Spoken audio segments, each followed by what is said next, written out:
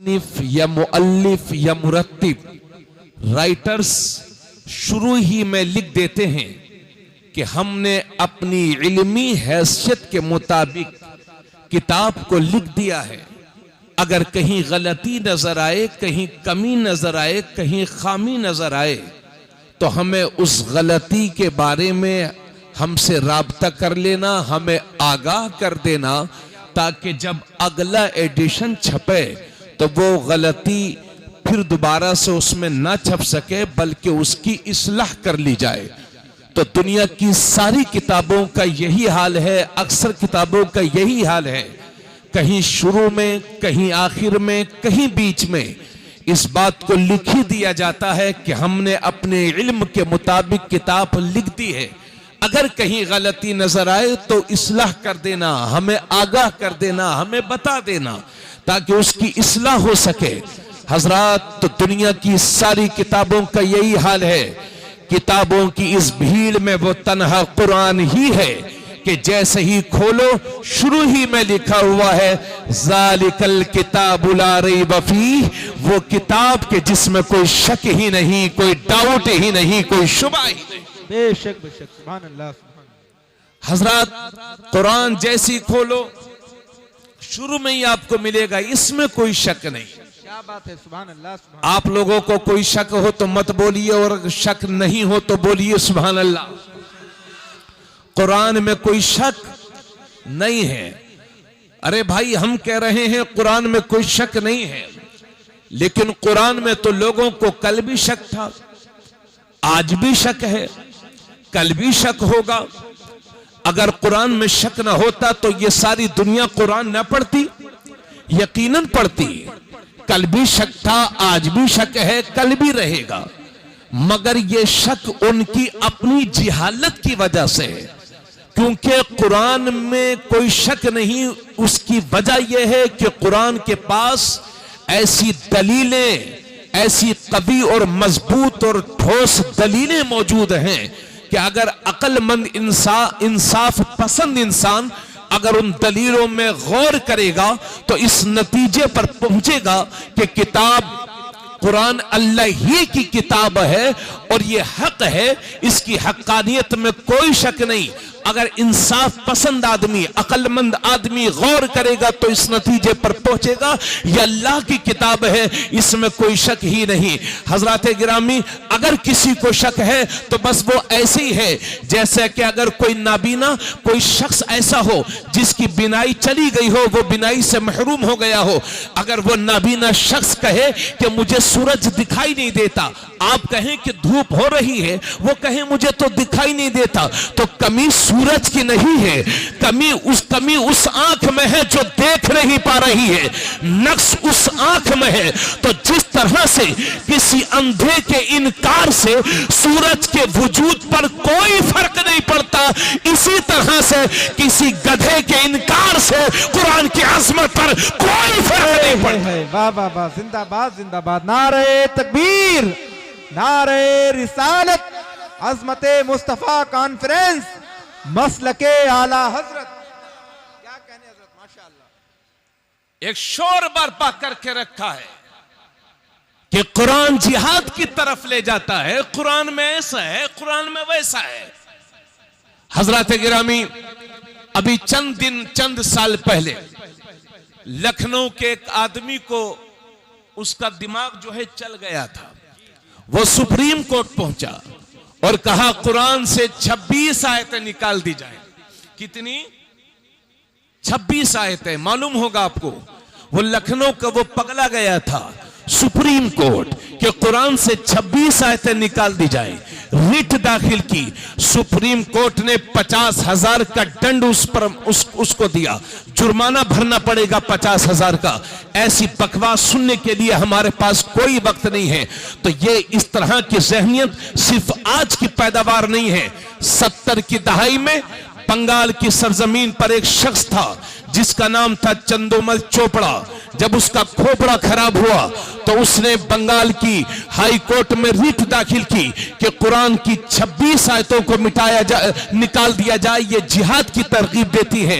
हजरात, बंगाल के मुसलमान परेशान हो गए, क्या किया जाए? धरना दिया जाए, एहतिजाज किया जाए? जब मुसलमानों की बेचैनी बंगाल की उस वक्त की हुकूमत ने देखी तो मुसलमानों से कहा, आपको इस सिलसिले में परेशान होने की कोई जरूरत नहीं है।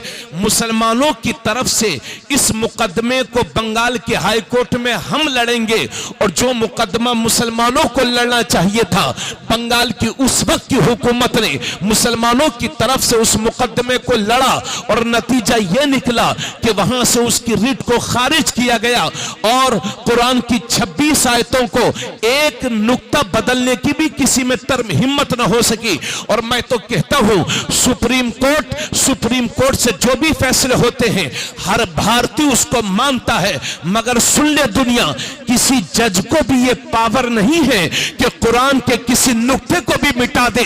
अल्लाह की किताब को कोई बंदा कैसे मिटा सकता है? यह किसी को पावर ही नहीं है। इसलिए अगर किसी के जहन में यह बात गर्दिश कर रही है कि कुरान से 26 आयतें निकाल दी जाएंगी, तो अल्लाह की कसम लेकर के कहता हूं, क़यामत आ जाएगी, कुरान का न कोई एक रुको मिटा सकता है, न कोई जबर मिटा सकता है, न कोई जेर मिटा सकता है, न कोई नुक्ता मिटा सकता है। अल्लाह की कसम, बल्कि हम तो बहुत दिनों से कह रहे हैं, अगर यही बात है तो उठा करके सारी किताबों को समंदर में डाल दिया जाए और 100 साल तक भारत की परोसों पर पाबंदी लगा दी जाए कि किसी भी किताब को नहीं छापा जाएगा, कोई किताब भी नहीं छपेगी। और 100 साल के बाद जब सारी किताबों का नाम लेकर के आवाज दी जाएगी तो कोई किताब नहीं आएगी। लेकिन 100 साल के बाद जब कुरान को आवाज दिया जाएगा तो मेरी कौम के यही छोटे छोटे बच्चे अपने सीने में कुरान को लेकर के हाजिर होंगे। हे कौले मोहम्मद, कौले खुदा, फरमान न बदला जाएगा, बदलेगा जमाना लाख मगर कुरान न बदला जाएगा। हाय हाय हाय, माशाअल्लाह माशाअल्लाह, सुभान अल्लाह सुभान अल्लाह, जिंदाबाद। क्या कहने हजरत, माशाअल्लाह माशाअल्लाह, बहुत अच्छा। मुअज़्ज़ज़ सामीन अहले सुन्नत, आप मेरी बात को समझने की कोशिश करें। और एक बात आपसे और अर्ज कर दूं कि इस मुल्क के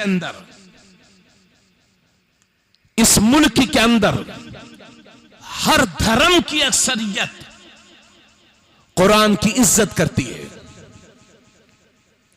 तवज्जो से, इस मुल्क के अंदर हर धर्म की अक्सरियत कुरान की इज्जत करते हैं। जाकर के पंजाब में देखो, आज भी बहुत सारे पुराने सिख हजरात को कुरान करीम पढ़ना आता है और वो जानते हैं कुरान पढ़ना। अगर आपको इसके बारे में मालूम करना हो तो आप मस्जिद चले जाएं। आपने देखा होगा, नमाज मगरिब के बाद, नमाज फजर के बाद या मुख्तलिफ मौकों पर नमाजों के बाद दूसरी कौमों की औरतें भी अपने बच्चों को लेकर के हाजिर होती हैं। बेशक बेशक जी। उनका यकीन है कि अगर मुसलमान कुछ पढ़ करके दम कर देगा तो हमारे बच्चे को शिफा मिलेगी। बेशक बेशक, सुभान अल्लाह। आप लोग तवज्जो से नहीं सुन रहे, आप लोग थोड़ा तवज्जो फरमाएं, तवज्जो से सुने। जब आप सुनेंगे अच्छे से तब हम सुनाएंगे। अब आप लापरवाही करेंगे तो फिर हमारा दिल कैसे लगेगा सुनाने में। तो हिंदुस्तान की हर कौम की अक्सरियत कुरान की इज्जत करती है। हमारी मस्जिदों के दरवाजों के बाहर न जाने कितनी कौमों की औरतें और कितने धर्म की मानने वाली औरतें अपने छोटे छोटे बच्चों को लेकर के हाजिर होती हैं और वो नमाजियों से कहती हैं कि हमारे बच्चों पर फूंक डाल दीजिए, क्योंकि उसको यकीन है कि मेरे बच्चे पर अगर कोई ईमान वाला कुछ पढ़ करके दम कर देगा तो अल्लाह उस तिलावत की बरकत से मेरे बच्चों को शिफा देगा। इसलिए आप इस ज़हनियत में मत उलझिए कि लोग हमारे कुरान की तौहीन कर रहे हैं, लोग कुरान से नफरत करते हैं। जी नहीं, हर धर्म की अक्सरियत कुरान की इज्जत करती है और करना भी चाहिए। तो मैं ये कह रहा था कि कुरान को न कल, कुरान में न शक की गुंजाइश कल थी, न आज है, न कभी होगी। और दुनिया में किसी इंसान को यह पावर है ही नहीं कि कुरान का कोई जबर भी मिटा सके, कोई जहर भी मिटा सके। अरे आज की बात करते हैं, आज से सदियों साल पहले बगदाद की धरती पर एक शख्स था, हलाकू खान जिसका नाम था। हलाकू खान ने बगदाद शरीफ की सरजमीन पर ऐलान कर दिया था अपने दौरे हुकूमत में कि जिसके घर में कुरान का नुस्खा है वो खुशी से ला करके हमारे पास जमा कर दे। अगर वो खुशी से ला करके नहीं देता तो हमारे कारिंदे उसके घर में जाएंगे और जिल्लत के साथ उससे कुरान के नुस्खे वसूले जाएंगे। नतीजा यह हुआ कि लाखों कुरान करीम को इकट्ठा करके उसमें आग लगाई गई।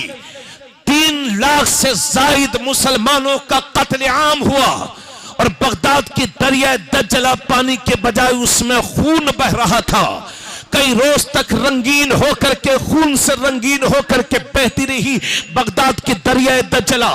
तो मेरे अजीज 3 लाख से जायद मुसलमानों का कत्लेआम हुआ और लाखों नुस्खों को, कुरान के नुस्खों को इकट्ठा करके उसकी राख उस दरिया में बहा दी गई थी। और उसके बाद हलाकू खान कह रहा था, अब मैं देखता हूं कि कौन बगदाद में कुरान की बात करेगा, अब मैं देखता हूं कि कौन शरीयत की बात करेगा, अब मैं देखता हूं यहां कौन इस्लाम और कुरान की बात करेगा।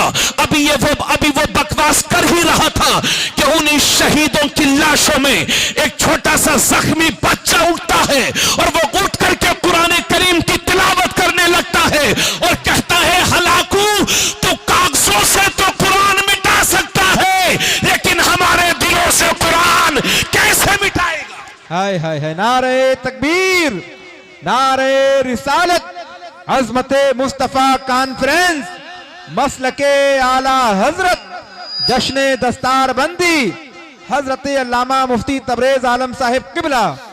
माशाअल्लाह, सुभान अल्लाह, सुभान अल्लाह। मगर पढ़ रहा है मुसलमान कुरान, घरों में रखा हुआ है, जुज़दान में। वो तो एहसान है हमारी मां बहनों का जो कुरान की तिलावत करती है, वरना भाई साहब को तो फुर्सत भी नहीं है। और हमारे जज्बात का आलम यह है कि कुरान पर कभी यहां हमला होता है, कभी वहां। और अभी चंद साल पहले तो लहर आ गई थी कि कहीं कुरान को रूस में जलाया जा रहा है, कहीं फ्रांस में जलाया जा रहा है, कहीं हॉलैंड में जलाया जा रहा है। दुनिया के मुख्तलिफ हिस्सों में कुरान को नजरे आतिश किया जा रहा था।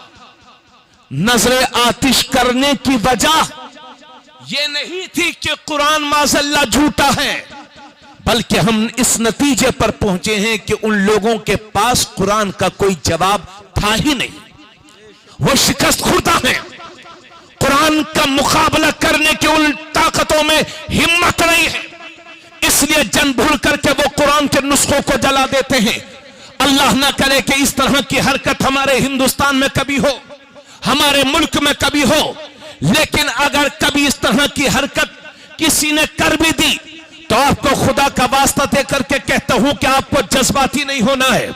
अक्सर यह होता है कि जब जब कुरान पर हमला हुआ तो ये मुसलमान चले आते हैं, चलिए हजरत साहब धरना देंगे, एहतिजाज करेंगे, चलिए सड़कों पर उतरेंगे, बात कुरान की है। तहफ्फुज़ कुरान के लिए हम अपनी जान का नजराना पेश करने से पीछे नहीं हटेंगे। यह हमारे आज के नौजवान का जज्बा होता है।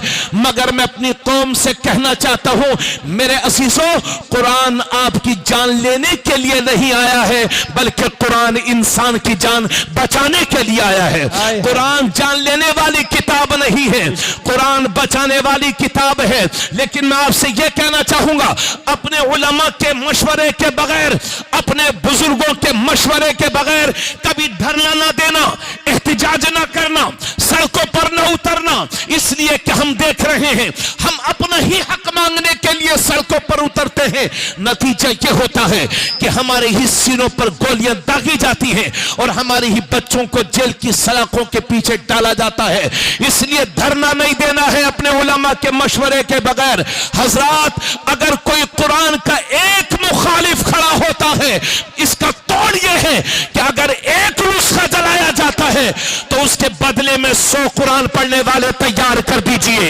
यही है आरज़ू, तालीम कुरान आम हो जाए, हर एक परचम से ऊंचा परचम इस्लाम हो जाए। लेकिन मैं अपनी कौम से पूछना चाहता हूं, एक कुरान के लिए जान देने का जज्बा रखने वालों, एक कुरान के तहफ्फुज़ के लिए जान देने वालों, मैं आपसे पूछना चाहता हूं कि आप कुरान के लिए जान देने के लिए तो तैयार हैं, लेकिन कुरान पढ़ने के लिए तैयार क्यों नहीं है? अल्लाह अकबर, अल्लाह अकबर, क्या बात है, क्या बात है, वाह वाह वाह।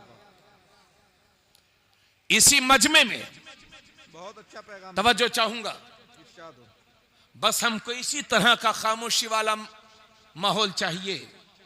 नारों हंगामों की हमें जरूरत नहीं है, ना बहुत ज्यादा आपसे दाद की वसूली चाहता हूं।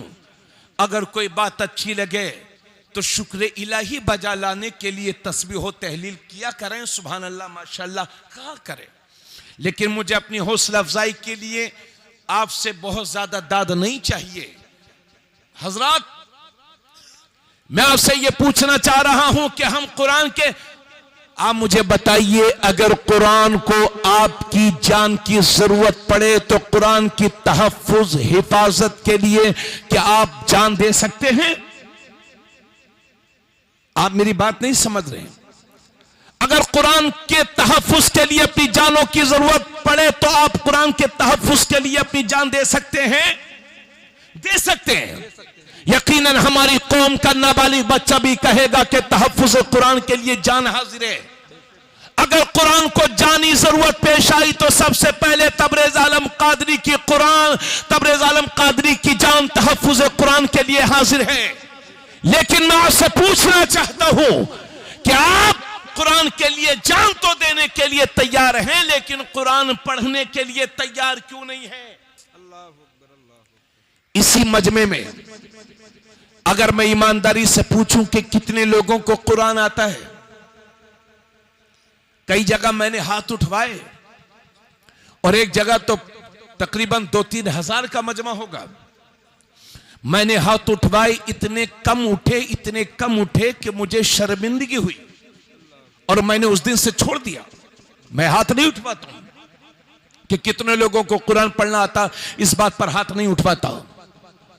मगर मेरा ख्याल यह है कि मजमे में 30% लोग वो होंगे जो कहेंगे हाँ हजरत साहब हमें कुरान पढ़ना आता है, और 30% वो होंगे जो कहेंगे हाँ हजरत साहब हमें बिल्कुल नहीं आता, और 40% वो होंगे कि अगर उनसे कहा जाए कि भाई साहब कुरान आता है तो वो कहेंगे हजरत साहब आता तो है लेकिन कच्चा कच्चा।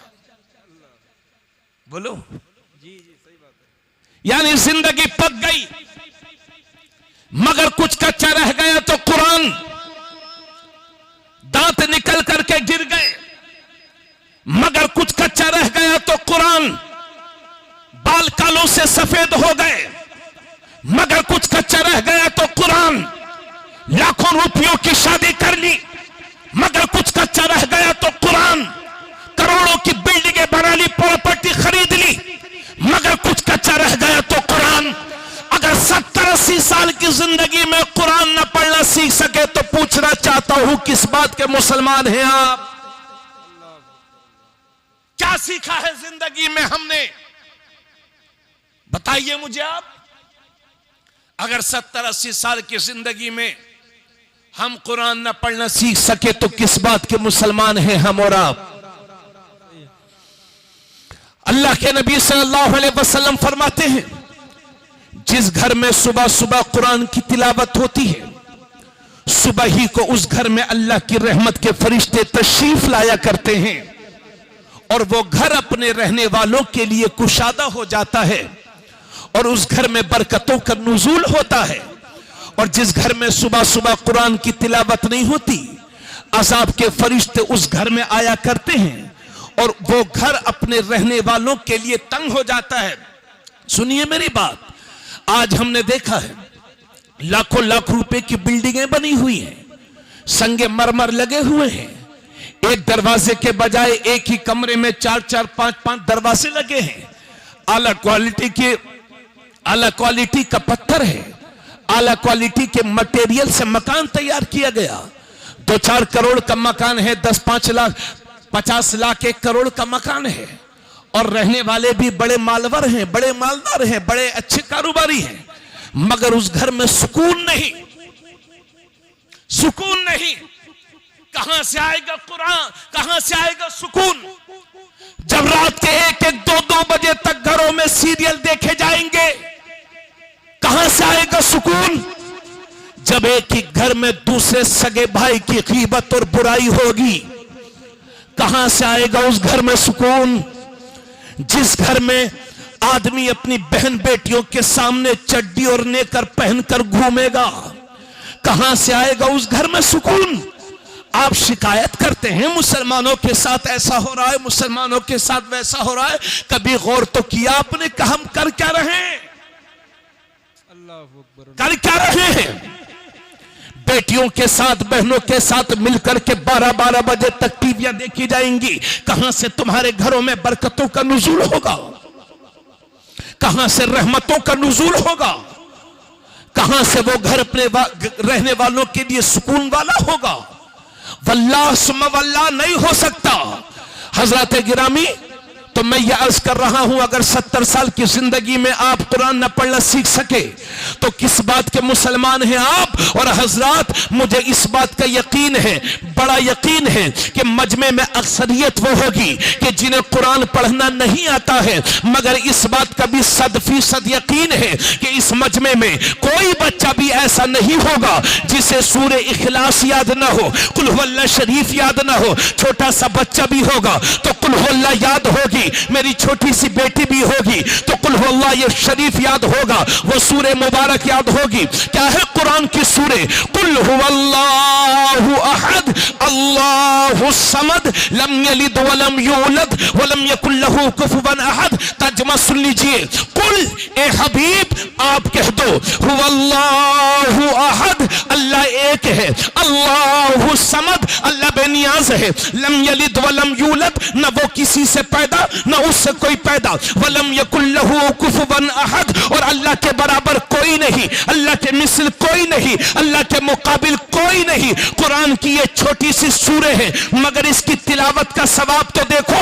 एक बार मेरे नबी तशरीफ फरमा है और साथ में हजरत अबू हुरैरा भी हैं। अब ये तिर्मिज़ी शरीफ की हदीस है, हजरत अबू हुरैरा हैं और मेरे नबी की जात तशरीफ फरमा है। अब एक सहाबी खड़े होते हैं और नबी के सामने पढ़ते हैं, कुल हुवल्लाहु अहद अल्लाहु समद लम यलिद वलम यूलद वलम यकुल लहू कुफुवन अहद। जब मेरे नबी ने सुना तो फरमाया, वजबत वजबत वजबत, वाजिब हो गई, वाजिब हो गई, वाजिब हो गई। तो हजरत अबू हुरैरा वहीं खड़े थे, अर्ज करते हैं, या रसूल अल्लाह मा वजबत, या रसूल अल्लाह क्या वाजिब हो गई? नबी ने फरमाया, जिसने कुल हुवल्लाह पढ़ा उसके लिए जन्नत वाजिब हो गई। सुभान अल्लाह, सुभान अल्लाह, माशाअल्लाह, क्या कहने, जिंदाबाद, सुभान अल्लाह, सुभान अल्लाह, बहुत अच्छा, माशाअल्लाह। ये है कुल हुवल्लाह शरीफ की तिलावत का सवाब कि अगर सिद्क दिल से हुसूले सवाब की नियत से पढ़ लिया जाए तो जन्नत वाजिब हो जाती है। कहो सुभान अल्लाह। आका करीम सल्लल्लाहु अलैहि वसल्लम फरमाते हैं, इसके रावी हजरत अब्दुल्ला इब्ने मसूद हैं, फरमाते हैं, जिसने कुरान पढ़ा, कुरान का एक हर्फ पढ़ा, मन क़रा हरफन मिन किताबिल्लाह फलहू बिही हसना वल हसनतु बिअश्रि अमसालिहा ला अक़ूलु अलिफ लाम मीम हरफुन, अलिफुन हरफुन व लामुन हरफुन व मीमुन हरफुन। अल्लाह के नबी सल्लल्लाहु अलैहि वसल्लम फरमाते हैं, जिसने कुरान का एक हर्फ पढ़ा तो तो अल्लाह एक हर्फ पढ़ने में उसके बदले में एक नेकी अता फरमाएगा, और वो एक नेकी 10 नेकियों के बराबर होगी। उसके बाद मेरे नबी फरमाते हैं, मैं ये नहीं कहता कि अलिफ लाम मीम एक हर्फ है, बल्कि अलिफ एक हर्फ है, लाम एक हर्फ है, मीम एक हर्फ है। तो कोई सिर्फ अलिफ लाम मीम पढ़े तो अल्लाह उसके 30 गुनाहों को माफ फरमाता है और उसे 30 नेकियां अता फरमाता है। बेशक, सुभान अल्लाह, सुभान अल्लाह, माशाअल्लाह, जिंदाबाद। अरे बोलिए भाई, कहां गए लहराने वाले लोग? कहां चले गए जो अभी बहुत देर पहले लहरा रहे थे? समझ रहे हैं भाई? आका करीम सल्लल्लाहु अलैहि वसल्लम फरमाते हैं, एक मौके पर मेरे नबी ने इरशाद फरमाया, ए लोगों, जिस तरह से लोहे को जंग लग जाती है, ये देखिए जंग लग चुकी है, ऐसे ही आपके घरों में लोहे के दरवाजे होंगे, खिड़कियां होंगी, पानी लगा, जंग लगी। अल्लाह के नबी सल्लल्लाहु अलैहि वसल्लम इरशाद फरमाते हैं कि जिस तरह से लोहे को पानी से जंग लग जाती है, इसी तरह से इन दिलों को भी जंग लग जाती है। ये दिल भी मैले हो जाते हैं, ये दिल भी गंदे हो जाते हैं। साहबा किराम ने अर्ज किया, या रसूल अल्लाह, दिलों की गंदगी कैसे साफ होगी? दिलों का जंग कैसे साफ होगा? दिलों का मैल कैसे साफ होगा? तो अल्लाह के नबी सल्लल्लाहु अलैहि वसल्लम फरमाते हैं, अगर दिलों की गंदगी को दूर करना चाहते हो, दिलों का मैल खत्म करना चाहते हो, दिलों को रोशन करना चाहते हो, तो कसरत के साथ मौत को याद किया करो और कुरान करीम की तिलावत किया करो। कसरत के साथ मौत को याद करने का मतलब, शेख अब्दुल हक मुहद्दिस देहलवी लिखते हैं कि कसरत के साथ मौत को याद करने का मतलब यह है कि जिन बातों का अल्लाह ने हुक्म दिया है उन पर अमल करो, और जिन बातों से बचने का हुक्म दिया है उनसे बचो। अच्छे अमल ना करना और जबान से मौत मौत करते रहना, शेख साहब फरमाते हैं, ये तो दिल की सख्ती का सबब होता है। तो ज्यादा से ज्यादा मौत को याद करें और कुरान करीम की तिलावत करें। यह कुरान करीम की तिलावत और कसरत के साथ मौत को याद करना, यह दिलों के जंग को खत्म करता है, दिलों के मैल को खत्म करता है। क्या बात है। एक जमाना वो था कि लोगों के कपड़े गंदे होते थे, दिल बड़े रोशन और उजले होते थे। आज के इंसान का लिबास तो बड़ा उजला है, मगर दिलों में नफरतें भरी हुई है, दिलों में हसद भरा हुआ है, दिलों में घमंड भरा हुआ है, दिलों में तकब्बुर भरा हुआ है। ए लोगों, लिबास से ज्यादा रूहानियत की पाकीज़गी की तरफ ध्यान दो। दिलों को पाक करने की कोशिश करो, सीनों को पाक करने की कोशिश करो, दिल को कीने से पाक रखो। अदब और एहतराम के साथ खड़े हो जाएं। और आज हमारे मेहमान खुसूसी तशरीफ ला रहे हैं, जोरदार तरीके से हजरत का इस्तकबाल। हजरात सभी लोग अपनी अपनी जगह पर इंतहाई अदब और एहतराम के साथ खड़े हो जाएं। आबरूए अहले सुन्नत हुजूर पीर तरीक़त रहे बरे राह शरीयत मुहाफिज़े मसलक के आला हजरत सैयदी सरकार सुहैल मिल्लत की आमद आमद है। सारे लोग मोहब्बत के साथ इस्तकबाल करें। नारे तकबीर, और बुलंद आवाज से जवाब दे, नारे तकबीर, नारे रिसालत,